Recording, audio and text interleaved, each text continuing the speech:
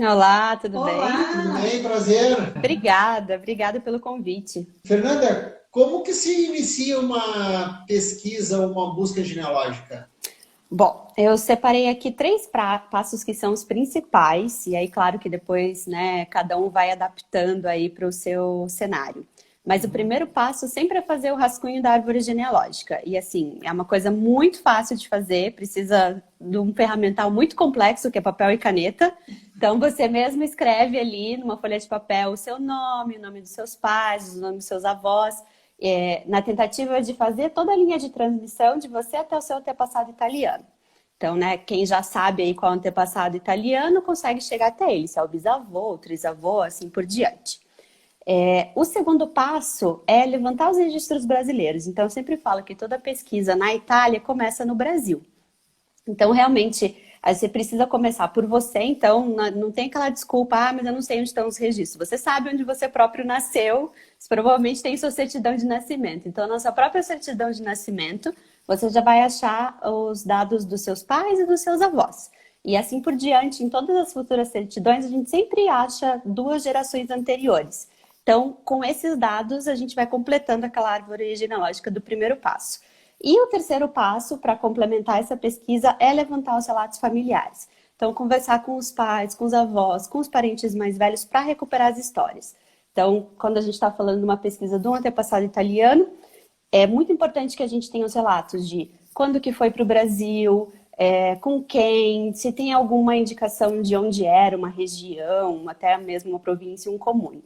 Então, essa é a base, é assim que se começa uma pesquisa.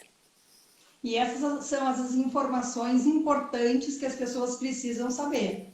Exatamente, tudo vai começar. Então, assim, primeiro montando aquele rascunho da árvore e sabendo, porque o que a gente precisa para o processo? A gente vai precisar localizar nascimentos, casamentos e óbitos de todo mundo da linha de transmissão, do requerente até o dante causa, que é a pessoa, o italiano que nasceu na Itália e que transmite o direito à cidadania. Então, a partir daí, a gente precisa levantar os registros brasileiros para ir complementando, né, completando esse quebra-cabeça até chegar no italiano. Ótimo. Fernanda, uma das coisas que a gente se depara muito, né, são aqueles clientes que não sabem o antepassado. Ou a família era muito pequena, se perdeu informações, não tem mais parentes, enfim, são vários cenários que às vezes a gente encontra aqui, né, que a gente recebe Uhum, dos clientes.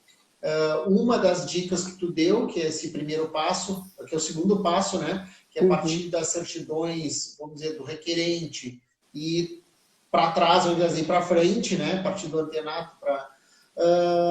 Quando a gente chega muito próximo já do antenato, essa é o que eu geralmente vejo, já começa a ser mais difícil a questão das informações, principalmente porque naquela época eles não trocavam de nome, ou como não falavam português, tinha diferença daqui e dali, se declaravam brasileiros e não italianos.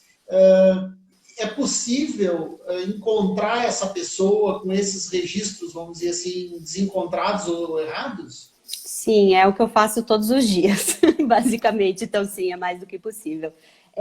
O que a gente fala também é que não existe padrão, muita informação se perdeu, muita coisa que as famílias entendem como histórias e verdades absolutas, quando a gente vai ver, não foi bem assim. Mas o que é preciso, né? Então, vamos pensar assim. Ah, eu tenho um sobrenome italiano. O sobrenome italiano já é um indício que alguma linha italiana ali pode existir. Então, né, esse é o primeiro passo. Porém, não é necessário um sobrenome italiano. Com algum relato de família, ou mesmo indo pelos documentos, montando a sua árvore, indo pelos documentos, volta e meia a gente acha um que está declarado como natural da Itália, ao menos, né? Com essa naturalidade, ali vai ser totalmente o ponto de partida. E isso acontece muito comigo. Eu tenho vários clientes, até essa semana eu concluí uma pesquisa para uma cliente que ela me dizia, me jurava de pé junto que a família dela não era italiana, que ela não tinha nenhum ascendente italiano. E eu falei, mas procure, porque ela mora no sul. E ela falava, não, minha família é inteira espanhola. Aí a gente acabou fazendo a pesquisa do marido dela, encontrou um antepassado, um bisavô dele italiano, e eles já começaram a fazer o processo do marido. Aí ela falou, e eu comecei a colocar pressão. Não, mas procura, faça sua árvore, procura os documentos, conversa com as pessoas mais velhas. Ela não achou só um antepassado italiano, ela achou 4. E nessa semana, isso em alguns meses de pesquisa, e nessa semana eu localizei um nascimento e um casamento desses dois bisavós italianos dela. Então, assim, é sim possível, é muito importante, com documentação, pesquisando só na documentação brasileira, no cartório mesmo, complementando com os relatos de família, é assim que a gente começa. Precisa ter persistência, mas se encontra sim. E quais são as principais surpresas assim que tu encontra nessas certidões, nesses documentos? Já te deparou com algumas? Muitas, né? Todo dia é uma surpresa, mas assim, para os clientes, principalmente, são essas lendas de famílias não confirmadas, assim. Então, o que eu mais ouço no meu dia a dia? Ah, ele nasceu no navio.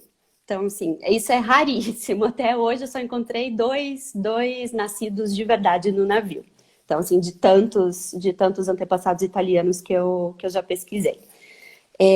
O que mais? O cliente, por exemplo, eu tive um outro caso também que o cliente estava bem preocupado, porque ele dizia que a família era muito católica e que era impossível não ter o casamento no religioso, né? O casamento da igreja. E aí, ele insistia que não, que era naquele época temporal, que eles podiam até não ter casado no civil, mas eles teriam casado no religioso. E no final eu fui achar o casamento religioso, ele existia, mas 20 anos depois dos filhos terem nascido. Então, assim, eles não eram tão religiosos assim. Isso foi uma surpresa bem grande para o cliente. Tem muitas essas coisas que a gente chama, né, dessas... Não é nem mentira, mas essas divergências de informação, digamos... Os pais que diziam que eram casados numa igreja X para batizar um filho e na verdade não era depois. E aí você fica procurando meses aquele registro naquela igreja, não existe. Aí você vai descobrir 10 anos depois que eles casaram, só 10 anos depois.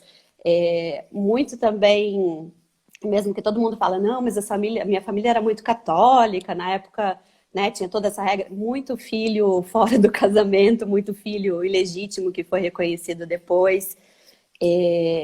E uma coisa bem engraçada também, ainda nessas lendas de família, é a gente achar uma região completamente diferente do que a família acha que é. Então, por exemplo, a família jura que é da Calábria. Não, minha família é do Sul, meu antepassado veio do Sul, ele nasceu no navio. E aí você vai ver o sobrenome, é um sobrenome claramente vêneto, então, né, da região do Vêneto. A família foi para o Brasil num período de forte imigração vêneta e ainda se estabeleceu numa colônia no Sul. Então, assim, é todo o clássico imigrante de Vêneto. E aí o cliente fala, não, mas não é do Vêneto, não é. Mas você vai achar em Treviso e não na Calábria. Então, se realmente tivesse seguido 100% aquele relato familiar, a gente ainda estava procurando. Tu vê como muda, né? Até deixa eu te aproveitar e te fazer uma pergunta sobre questões de... Quando as igrejas aqui naquela época da guerra, já que tu falou de imigração vêneta, né? Naquela época da guerra, muitas igrejas foram perdidas, né? Foram bombardeadas com a guerra e muito registro se perdeu. Sim. Quando tem esse caso de perda de registro de nascimento, que claramente a própria igreja te diz, olha, os registros desse período, entre esse e esse ano, foram perdidos. Existe solução para esse tipo de caso? Existe. O que acontece? A gente tem os dois casos. Às vezes o documento do comune era já numa época de registro civil e o documento do comune se perdeu, não só destruído pela guerra, até a inundação, ali na região do Vêneto tem muito isso, né? A aluvione, né? A inundação do rio Pó, que volta e meia destruía todos os registros comuns. E aí, às vezes, você consegue, comprovando com uma declaração do comune que aquele registro foi destruído, com o certificado de batismo, você consegue fazer o seu reconhecimento. Mas tendo um certificado de destruição do comune. Quando o registro da igreja também foi destruído, não necessariamente destruiu tudo. Quando destruiu tudo, não tem muito o que fazer. Às vezes a gente consegue também, se destruiu do comune, se destruiu da igreja, a gente consegue uma lista de leva, então o recrutamento militar.